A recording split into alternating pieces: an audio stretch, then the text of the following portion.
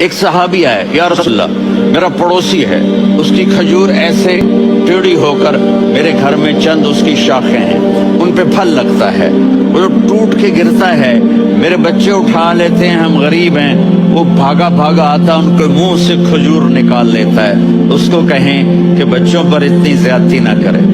آپ نے اس کو بلایا، وہ منافق تھا، آپ نے اس سے فرمایا بھئی ایک سودا کرتے ہو؟ کہا جی کیا؟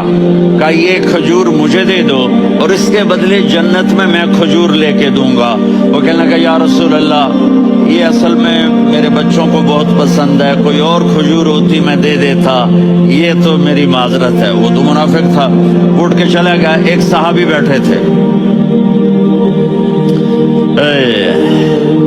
وہ کہنے لگے یا رسول اللہ اگر میں وہ کھجور لے کے دے دوں تو مجھے جنت میں لے دیں گے؟ ان کا نام ہے ابو الدحداح۔ آپ نے کہا ہاں تو مجھے لے کے دے دے میں تمہیں لے دوں گا۔ وہ اس کے پیچھے چلے گئے، اے بھائی کتنے میں بیچو گے؟ میں نے کہا جا میں نے اللہ کے نبی کو نہیں دی، تمہیں کیسے دے دوں؟ کہا اچھا بھائی منہ سے بول کتنے لینے ہیں؟ تو اس نے جان چھڑانے کے لیے کہا کہ اپنا سارا باغ مجھے دے دے، کھجور لے لے۔ باغ میں 600 کھجوریں اور یہ کھجور کسی اور کو دینی ہے۔ تو کہتا ہے پکے ہو، پھرو گے تو نہیں؟ کہا میں پاگل ہوں، میں پھروں گا؟